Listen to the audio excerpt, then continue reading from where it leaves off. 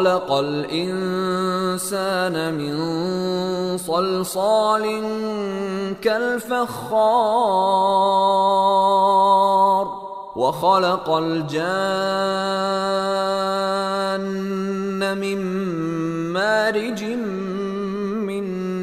نار فبأي آلاء ربكما تكذبان رب المشرقين ورب المغربين فبأي آلاء ربكما تكذبان